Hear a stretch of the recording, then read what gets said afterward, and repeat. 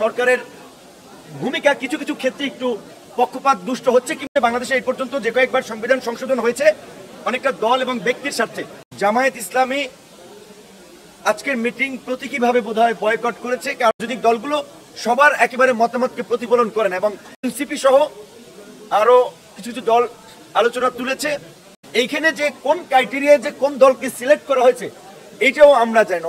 90-3 জোটের রূপরেখা হয়েছিল, ক্ষমতায় গিয়ে কিন্তু ওই জীবনানন্দ দাশের কবিতার মতো যে কেউ কথা রাখে নাই। ভোট ছাড়া আপনি কোন দল বড় কোন দল ছোট, মেজরিটি পার্টি, ওইটা তো আপনি এখন নির্ধারণ করতে পারেন না। তাহলে নির্বাচনে একটা পরিবেশ তৈরি করা, লেভেল প্লে একটা ফিল্ড তৈরি করা। বিসমিল্লাহির রহমানির রহিম। সবাইকে ঈদ পরবর্তী শুভেচ্ছা জানাচ্ছি। ঈদ মোবারক।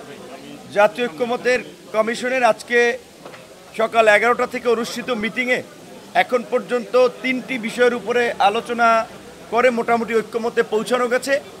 প্রথম বিষয়টি হচ্ছে যে সংবিধানের 70 নম্বর অনুচ্ছেদের ক্ষেত্রে বিভিন্ন রাজনৈতিক দলগুলো 4টি বিষয়ে যে প্রার্থীরা যেন নিজ দলের বিরুদ্ধে ভোট দিতে পারে না, তার মধ্যে 2টো বিষয় ঐক্যমত পোষণ করেছে।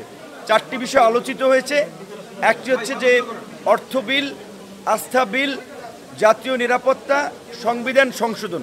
কিন্তু অনেকেই বলেছে যে বাংলাদেশে এই পর্যন্ত যে কয়েকবার সংবিধান সংশোধন হয়েছে অনেকটা দল এবং ব্যক্তির স্বার্থে, কাজে এই ক্ষেত্রে এটা এখানে পাশ করা ঠিক হবে না। জননিরাপত্তা বা জাতীয় নিরাপত্তার ক্ষেত্রে অনেকে দ্বিমত পোষণ করেছে।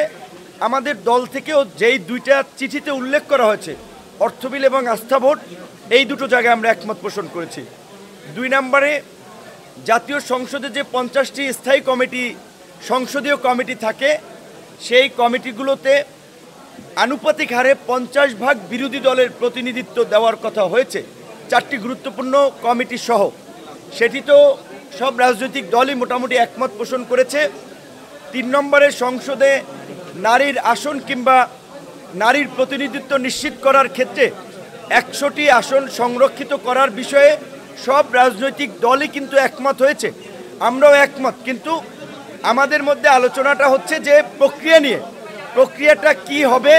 কেউ কেউ বলেছেন যে বর্তমান যে সংবিধান সংস্কার কমিশনের যে প্রস্তাব রয়েছে 100টি আসনের নারীদের জন্য ফিক্স থাকবে, কিন্তু প্রক্রিয়াটা সিলেকশন হবে না, ইলেকশন হবে, অর্থাৎ 100টি আসনে নারীরাই কেবলমাত্র নির্বাচন করবে। এবং এনসিপি সহ আরও কিছু কিছু দল আলোচনা তুলেছে। সম্ভবত আমরা যতদূর জানতে পেরেছি জামায়াত ইসলামী আজকের মিটিং প্রতীকীভাবে বোধহয় বয়কট করেছে, কারণ হচ্ছে 2-1টি বিশেষ দলকে প্রাধান্য দেওয়া বা তাদের কেন্দ্রিক সংস্কার বা জাতীয় ঐক্যমত্যের আলোচনাটাকে নিয়ে যাওয়ার একটা অভিযোগ বা প্রতীয়মান হওয়ায় এই অভিযোগ জামাত সহ আরও কিছু কিছু দল করছে। তবে আমরাও বলেছি আজকে আসলে এখানে কোনো আন্দোলনে তাদের বাইরেও কিন্তু অনেকে গুরুত্বপূর্ণ ভূমিকা পালন করেছে। সেক্ষেত্রে পেশাজীবী সংগঠনগুলো, সাংবাদিক, শিক্ষক, চিকিৎসক, তাদেরও কিন্তু একটা গুরুত্বপূর্ণ মতামত নেওয়া দরকার। রাজনৈতিক দলগুলো সবার একেবারে মতামতকে প্রতিফলন করে না, এবং এইখানে যে কোন ক্রাইটেরিয়ায় যে কোন দলকে সিলেক্ট করা হয়েছে এইটাও আমরা জানি না। অনেক ক্ষেত্রে নাম সর্বস্ব দল, অনেক ক্ষেত্রে নিবন্ধিত অনিবন্ধিত, সেইটি নিয়ে একটা প্রশ্ন তুলেছে যে আজকে আমরা যে বলবো যে জাতীয় ঐক্যমত্য কমিশনে এতটি দল এই বিষয়ে একমত পোষণ করেছে, আসলে সেই দলের ক্রাইটেরিয়াটা কি। বিশেষ করে এখানে যে এই যেটা জুলাই সনদ কিংবা জাতীয় সনদ হবে, সেখানে বারবার বলা হচ্ছে যে বিভিন্ন রাজনৈতিক দল সিগনেটরি হবে।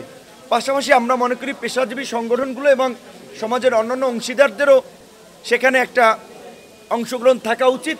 এবং সর্বোপরি যেটি আমরা বারবার জোর দিচ্ছি, 90-3 জোটের রূপরেখা হয়েছিল, ভালো ভালো কথা বলছে, লিখে দেন, সবাই মাইনে নেছে, ক্ষমতায় গিয়ে কিন্তু ওই জীবনানন্দ দাশের কবিতার মতো যে কেউ কথা রাখে নাই। সেই জায়গাতে কিন্তু আমরা বারবার গণভোটের মাধ্যমেই এই সংস্কারকে বাস্তবায়ন এবং এর একটা লিগ্যাল বেসিস তৈরি করার জন্য আমরা আহ্বান জানিয়েছি। তো নির্বাচন হয় নাই, কাজে এখন তো ভোট ছাড়া আপনি কোন দল বড় কোন দল ছোট, মেজরিটি পার্টি, ওইটা তো আপনি এখন নির্ধারণ করতে পারেন না। তাহলে সরকার যদি আগেই কোনো পার্টির প্রতি একটা মানে দৃষ্টিভঙ্গি রাখে যে এই পার্টি বড়, এই পার্টি মেজরিটি পার্টি, তাহলে তো আসলে অন্যদের কথার অনেক ক্ষেত্রেই গুরুত্ব থাকে না। সেই ক্ষেত্রে আমাদের কাছে মনে হয়েছে যে এটা ঠিক যে ঐক্যমত্য কমিশন কিংবা সরকারের ভূমিকা কিছু কিছু ক্ষেত্রে একটু পক্ষপাত দুষ্ট হচ্ছে কিংবা কোনো কোনো দলের প্রতি বিশেষ একটা প্রাধান্য দেওয়া হচ্ছে। এইটা হলে আসলে তাহলে এই সংস্কার কিংবা এই সময়ের সার্বজনীন বিষয়টা আমার মনে হয় যে হারিয়ে যাবে। নির্বাচন বিষয়ে লন্ডনে কি বৈঠক হয়েছে এইটা কিন্তু অফিসিয়ালি এখন পর্যন্ত সরকারের পক্ষ থেকে জোরালোভাবে বলা হয় নাই।